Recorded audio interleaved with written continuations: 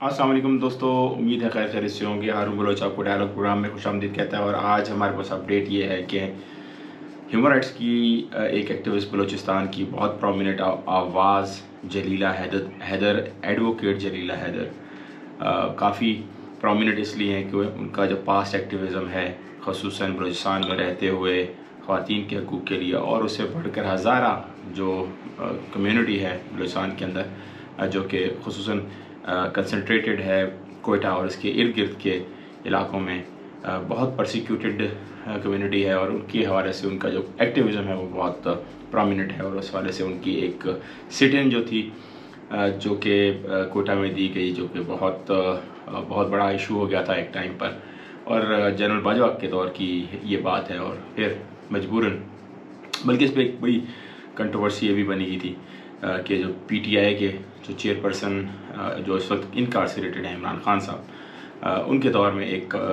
Terrorism हुआ, targeting हुई हज़ारा community की, और उसमें काफ़ी जानें चली गई। और जो प्राइम मिनिस्टर उस वक्त के थे वो वहाँ नहीं गए।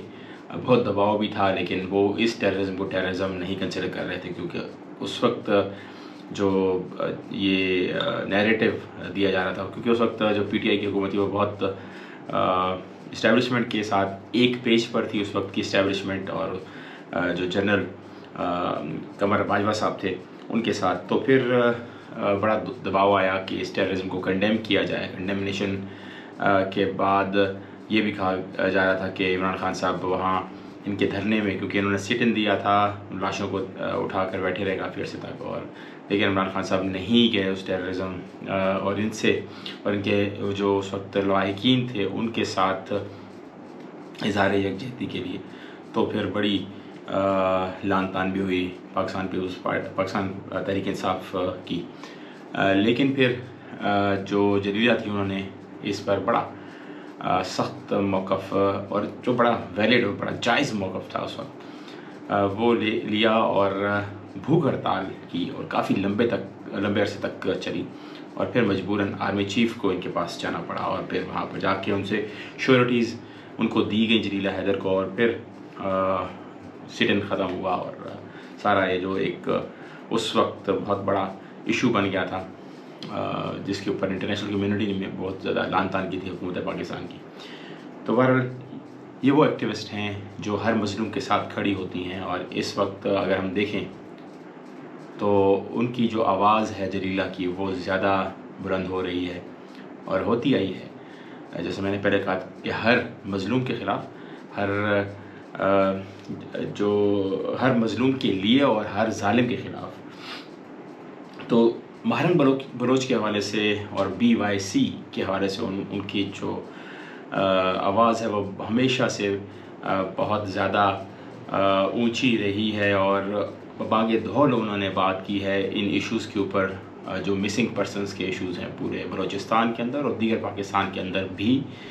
तो इस वक्त सूरत हाल ये बनी है कि जलीला को टारगेट किया जा रहा है। पीका के तहत FIR दर्ज हुई है, आई गेस 19 तारीख को, अगर मैं FIR की कॉपी सही तरीके से पढ़ सकूँ, आई गेस 18 या 19 तारीख उनके ख़िलाफ़ ये केस दर्ज हुआ है।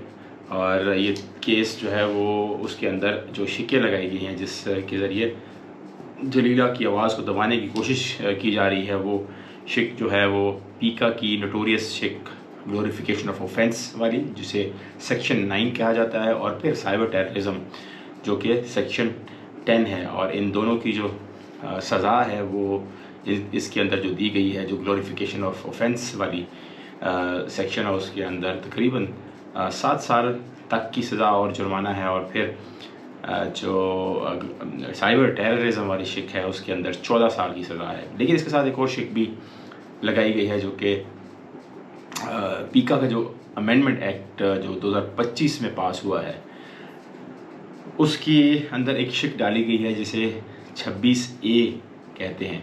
और 26A जो है वो जनाब फॉल्स इंफॉर्मेशन के हवाले से है। ये एक हमारा एप्रीहेंशन था उस वक्त जब ये शिक डाली गई, इस कानून को इनेबल किया गया, और गवर्नमेंट ने किसी भी ट्रांसपेरेंसी के बग़ैर, किसी भी कंसल्टेटिव प्रोसेस के बग़ैर یہ کام کیا، اس کو امینڈ کیا اس لاء کو، اور اچانک ہی یہ چیز سامنے آئی کہ اتنا لمبا چوڑا امینڈمنٹ اس کے اندر ڈال دیا گیا. اور ابھی ہم دیکھ رہے ہیں کہ جو 26A ہے اس کے اندر جو بات کی گئی ہے وہ بیسکلی ہے کہ پنشمنٹ فار دی فیک اور false information whoever intentionally disseminates, publicly exhibits or transmits any information through any information system that he knows or has reason to believe to be false or fake are likely to cause or create a sense of fear, panic or disorder or unrest in the general public. کتنا Broad article انہوں نے اس کے اندر ڈالا ہے یہ section جو ہے.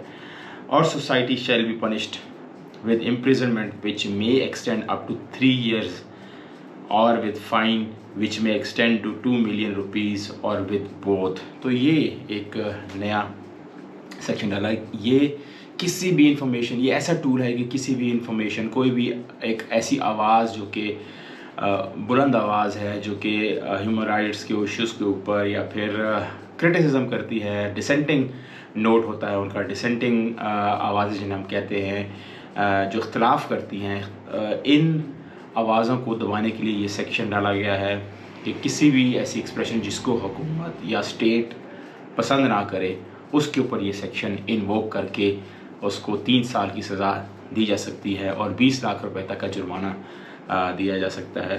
تو اس قسم کے لاز جو ہیں وہ ڈیموکریسی اور ڈیموکریٹک معاشروں کے اندر سوٹیبل نہیں ہے. اور جیسے میں نے آپ کو پہلے بتایا کہ اس کے اندر جس قسم کی ورڈنگ یوز کی گئی ہے بہت سبجیکٹیو ہے. کوئی چیزیں بھی اس کی کوئی ڈیفینیشن فیک انفارمیشن کی کہیں نہیں مل رہی ہے. فیک انفارمیشن کیا ہے کوئی پتہ نہیں ہے. کچھ بھی فیک انفارمیشن اس کے پیرائے کے اندر گورنمنٹ اس کو گردانتی ہے اور پھر اس کے اوپر یہ سیکشن لاگو کر دیا جاتا ہے. تو یہ بہت زیادتی والی بات ہے. جلیلہ کو کون نہیں جانتا؟ جلیلہ کو ہر کوئی جانتا ہے. جلیلہ کا کام ہر کوئی جانتا ہے. جلیلہ کے ساتھ ایک بڑی کمیونٹی کھڑی ہوئی ہے. جرنلسٹ کھڑے ہوئے ہیں، ہیومن رائٹس ڈیفینڈرس کھڑے ہوئے ہیں، لائرس کھڑے ہوئے ہیں. وہ بلوچستان بار کی ممبر ہے اور بلوچستان بار کی بھی مذمت آ چکی ہے. تو بہت بڑی، اور اس کے علاوہ انٹرنیشنل کمیونٹی جلیلہ کے ساتھ کھڑی ہوئی ہے جو جلیلہ کے کام سے واقف ہیں. اور محض یہ بات کہ ماہرنگ، اور مزے کا خیز جو ایک نقطہ ہے جو مین اس FIR کے اندر ہے وہ یہ ہے کہ یہ کہا گیا کہ جلیلہ نے کچھ ٹویٹس ایسے کی ہیں جو کہ ماہرنگ کے حق میں کیے ہیں. اور ماہرنگ چونکہ اس وقت پکڑی ہوئی ہیں اور اس FIR کے اندر FIA کلیئرلی کہہ رہا ہے کہ ماہرنگ بلوچ فیسیلیٹیٹر ہے جن کا تعلق proscribed organization BLA Baloch liberation army کے ساتھ ہے. اور یہ دیکھیں اسٹیٹ کی مائنڈ سیٹ، حالانکہ BYC کا کوئی تعلق نہیں ہے. بار بار اس چیز کو دہرایا گیا ہے، بار بار بتایا گیا کہ BYC کنڈیم بھی کرتی ہے اور BYC ٹیررزم کو سپورٹ نہیں کرتی. BYC کا صرف جو مقصد ہے وہ مسنگ پرسنز کے حوالے سے آواز اٹھانا ہے اور بلوچستان میں ہونے والی زیادتیوں کو اجاگر کرنا ہے، اور جو وسائل ہے بلوچستان کی ان کی نامنصفانہ جو تقسیم ہے اور لوٹ مار ہے اس کے اوپر BYC کام کرتی ہے. اس کا ایکٹیویزم سارا اس کے گرد گھومتا ہے اور ماہرنگ آرگنائزر ہیں اس کی. اور گزشتہ 2 مہینوں سے ہم دیکھ رہے ہیں کہ جس قسم کی ٹارگیٹنگ اور جس قسم کی لیبلنگ ہو رہی ہے، جو دل کر رہا ہے اسٹیٹ کا، جس کو چاہ رہے ہیں وہ جو بھی ان کے دل میں آتا ہے اس کو وہ اینٹی اسٹیٹ اور پروسکرائبڈ گردانتے ہیں. جبکہ کچھ دنوں پہلے میں ایک انٹرویو سن رہا تھا جو کہ چیف منسٹر بلوچستان سرفراز بگٹی کا تھا، اور چیف منسٹر سرفراز بگٹی صاحب سے جب کسی صحافی نے سوال کیا تھا اس میں انہوں نے کہا کہ ماہرنگ تو ہماری اپنی بچی ہے. بھائی آپ کا چیف منسٹر وہ خود ماہرنگ اور اس کی تحریک کو مانتے ہیں اور لیگل سمجھتے ہیں، تو پھر یہ ادارے یہ کیا کر رہے ہیں؟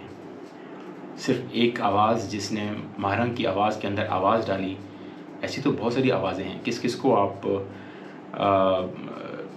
ان کو ٹارگیٹ کریں گے ان کے خلاف اس قسم کی FIRیں؟ اور ایسی آواز، اور جو آواز اسٹیبلشڈ آواز ہے جس کے بارے میں سب کو پتہ ہے کہ اس کا سارا کام ہیومن رائٹس اور discrimination, social discrimination, economic discrimination اور व्हाट्स एवर एथनिक क्लेंजिंग इसके ख़िलाफ़ है, इसके ऊपर है, तो ये तो लेजिटिमेट काम है। आपका जो आर्टिकल है कॉन्स्टिट्यूशन का, जो कि सुप्रीम लॉ है, उसका आर्टिकल आप पढ़ लें, जिसके अंदर पीसफुल असेंबली की बात की गई है, जिसके अंदर एसोसिएशन की बात की गई है, तो निकाल दें वो आर्टिकल्स दोनों। आई गेस वो आर्टिकल बनते हैं 16 और 17, निकाल दें अपने कॉन्स्टिट्यूशन से, ताकि ना रहेगा बाँस और ना रहेगी बांसुरी।